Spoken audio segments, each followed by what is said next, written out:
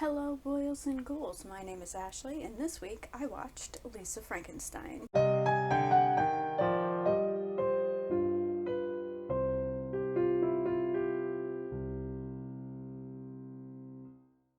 don't know what I was expecting from this movie, but it wasn't what I got.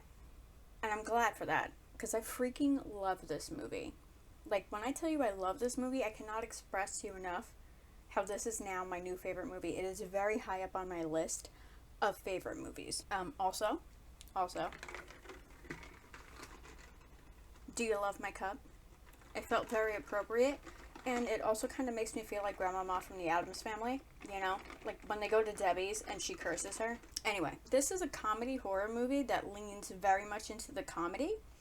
It is set in 1989, so it has that 80s teen movie kind of vibe, complete with dad who tries to be involved but is very much not.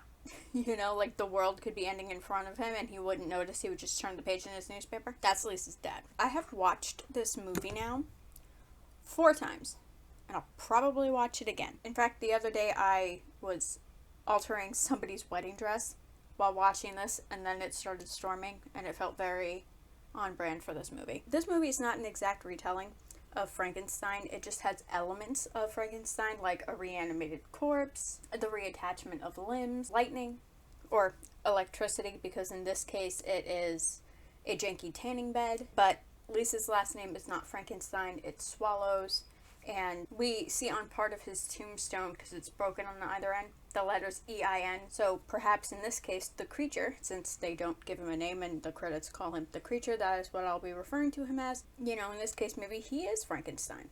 The opening of the movie is animation, where we see his life and how he died. So he is a musician, he plays piano. We see him play piano in the movie. And, you know, he falls in love with this girl, but she ends up leaving him for a guitar player. Tale as old as time, right? So he's walking through town reading, sits on a park bench, gets struck by lightning, and that's how he dies. But Lisa loses her mom. This is her backstory. She loses her mom to a home invader. Came in with a mask and an axe, and they never found the dude. Her dad remarries 6 months later, and like I said, cliche, oblivious 80s dad probably just felt she needs a mother figure or something, right? So he finds this woman who is a little bit, she's just a little bit much. She's awful, okay? I'm just gonna say she's awful.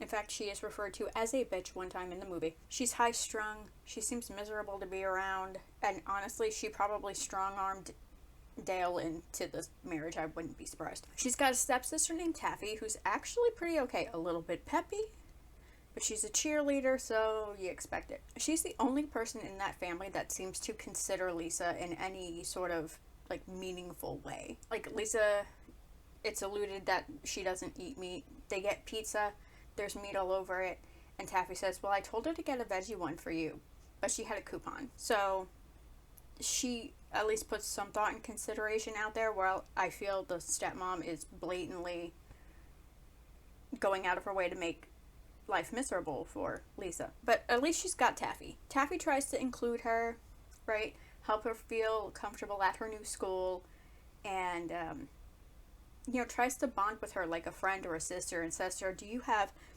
a crush on anyone? And she does. It is the most Chad Michael Murray looking dude I have seen this side of 2003. In fact, he looks like Chad Michael Murray looked in Freaky Friday.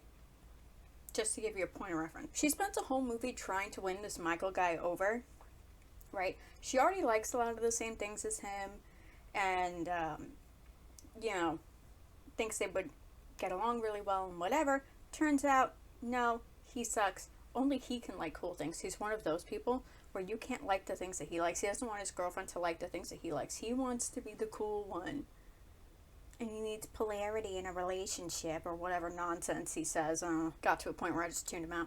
But she helps Creature acquire his missing limbs, or replacements for his missing limbs. His actual limbs are long gone. He died in 1837. And they use Taffy's janky tanning bed that she won as a prize for winning Miss Hawaiian Tropic or some pageant nonsense. But that thing is a death trap.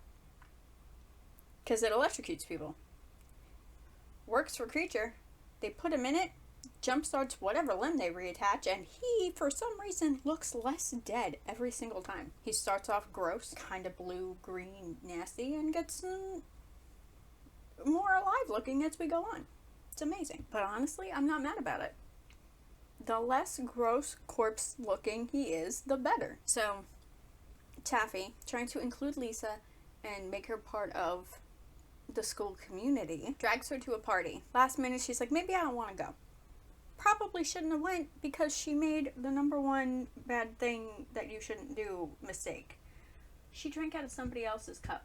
That cup belonged to Michael's friend. I think her name is Tammy or something. I don't know. She only shows up a couple of times. I couldn't be bothered to learn the name. She sucks. And I gotta say, Taffy mentions she's wearing jellies. I was 2 years old in 89. We still had jellies in the 90s, and I can tell you, when Taffy says they turned your feet to hamburger helper, she is not wrong. She is not exaggerating. Those things would give you the most heinous blisters you've ever seen in your life, but the upside was you could wear them in the water. Lisa drinks from What's-Her-Face's cup, does not have a good night after that, and ends up walking home, taking a shortcut through the cemetery where Creature is still interred. And she touches his tombstone. It has a bust on it, right? She touches it and she says, I wish I was with you. Apparently that, paired with a little bit of lightning, are some magic words and will reanimate you a corpse. Keep that in mind next time you're wandering a cemetery and it's gonna storm. She makes it back home safely, thankfully, and ends up having the most cuckoo bananas dream I've ever seen in my life, right? She looked like Marie Antoinette sitting on her bed next to a statue of Creature. Or, well, Creature, but the skin looks like stone, right? Mind you, she hasn't met him yet. There were a few things I've been trying to figure out with this movie. As I said, I don't understand how he gets more alive looking. There are things that I need explained to me. And I hear my mother's voice because she would always say this to me. That it's just a movie, it doesn't have to make sense, enjoy it for what it is. And I do. I am. I told you, I love this movie. It's a favorite. But I need to know how he knew where she lived. Like, yeah, she would go to the cemetery and talk to his headstone. Like, even left her mom's rosary because apparently she thinks it's morbid when she wears it. Or more like other people told her it was. So, did she happen to tell the gravestone where she lived? Because he shows up, like, the next night. So did it take him that long to dig himself out? Or was he hanging around the house waiting for the family to leave before he breaks in? Because that's what he did. He broke in through the living room window, which I'm sorry, even in 1837, you knew not to be breaking into people's houses. And, you know, she's got trauma. This has happened to her once before. Home invasion. Axe murdered unalived mom. So, she's obviously panicking, throwing things, and then realizes he's not chasing her or anything and just walks back over to him. Why? I don't know. We wouldn't have a movie if she didn't, I guess. He is so sweet and polite and respectful to Lisa, anyway. He's quite protective of her. Anybody that's wronged Lisa is, like, now on his list. Okay? Doesn't care who it is. You've hurt Lisa, he might hurt you. He made his intentions very clear to her, like, the minute she started having a conversation with him. When she asks, why are you here? He does one of these. Which normally would be swoon-worthy, but not when you're, like, a half-rotted, decrepit, gross corpse guy that just dug himself out of his own grave. His movements were so stiff and zombie that I thought, like, he would just fall apart on the floor. All over. He didn't, but I thought it would happen. As I said, he plays piano, and sitting in her living room is her dad's piano with sheet music for I Can't Fight This Feeling by REO Speedwagon. And that song is the musical foreshadowing for their relationship, okay? He's into her. She wants nothing to do with him. But over time, it starts to change. And for her, it seems like her realization comes all at once. And I kind of felt bad for Creature. Like, yeah, he's, like, gross and whatever, but he thought that she meant I want to be with you, or I wish I was with you, as like romantically. She meant in the ground, because life sucks and people suck, and I felt that. I get it. When she rejects him, Creature, he kind of cries. He doesn't kind of cry, he cries. And you don't want him crying. No. Because according to her, his tears, it's a very specific and vivid description she gives of his tears. And she says, they smell like a hot toilet at a carnival. I wouldn't want him crying either. Don't. Everything about that is just gross. You know exactly what she's talking about. For somebody from the 1830s, where she said, you probably rode around on one of those bikes with the big front wheel, which he indicates, yes, he did. He adapts to the modern world very quickly and easily. He figured out how the volume button on a stereo works. And a car. He figured out how to properly operate a car when he's never seen one before in his life or afterlife. Again, something I need explained to me because I don't understand how it works. But, Mom, doesn't need to make sense. I get it. It's a movie. Really still weird. But okay. The whole end of this movie, I watched like this. I'm not kidding. I had my hands like this.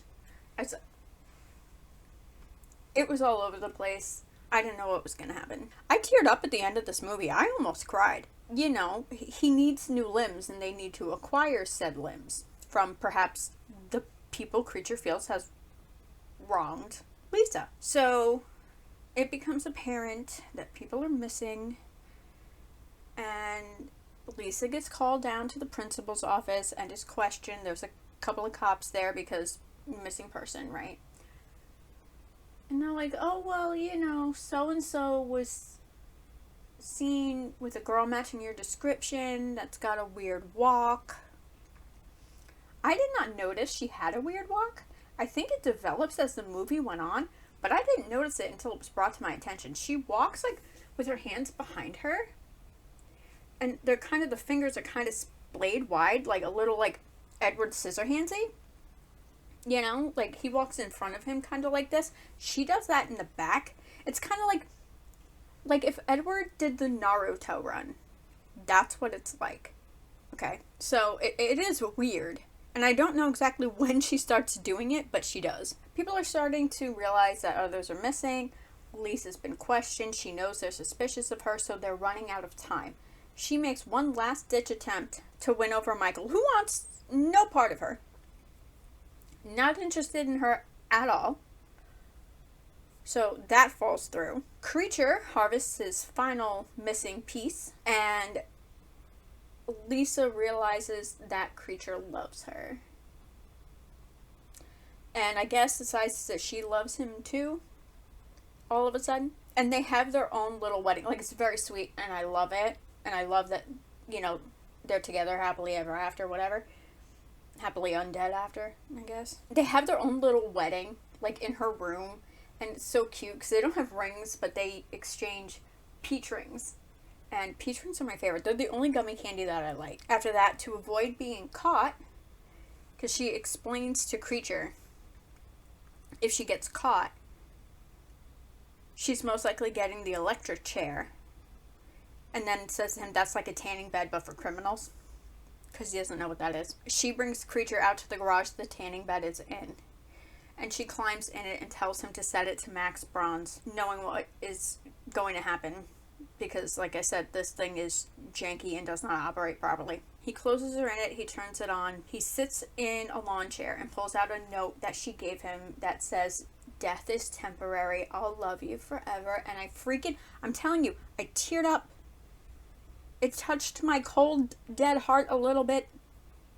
And I teared up slightly. Almost cried, but I didn't. Yeah, and the whole thing catches fire. The whole garage is on fire. I assumed Creature went down with the ship, but no. The next scene is Dad and Taffy in the cemetery. It had obviously just rained because you can hear every step Taffy takes. It's squishing in the mud. They show you a heart-shaped headstone. It says Lisa on it. And in the corner, the upper corner, it has been struck by lightning. And we all know what that means in this movie. Taffy puts down some flowers and she, like, kind of startles a little bit. Oblivious dad said, "What's wrong?" She's like, "No, nothing. Dad puts down flowers, doesn't notice anything. But like I said, 80s movie dad. The camera pans in to where Taffy was looking, and carved into the bottom corner, it says "beloved wife," and there's 2 little peach rings. And I was like, oh, you almost got me again, movie. You almost got me again. And I thought, oh my god, maybe, like, she really did die, because he left little bouquets of flowers. And then I remembered, no, it was struck by lightning, which is an indicator that she's come back. But I guess however long it's been between the tanning bed and that lightning, he was visiting. Creature was visiting her. The camera fades out and it pops back in to a park bench. Very similar to the one Creature was sitting at when he died. And he's reading a poem. So now he can speak. He hasn't spoken this entire movie. He just makes noises. Now he speaks. He looks completely human and alive. And lying in his lap is a head-to-toe bandaged Lisa. And he's got an actual real wedding ring on now. I love this movie. It's a little weird, a little quirky, a little all over the place. If you like horror that is not bloody or gory or super violent, this is your movie. If you like comedies that are a little bit like dark comedy hints at horror, this is it. If you just like weird spooky shit, this is your movie.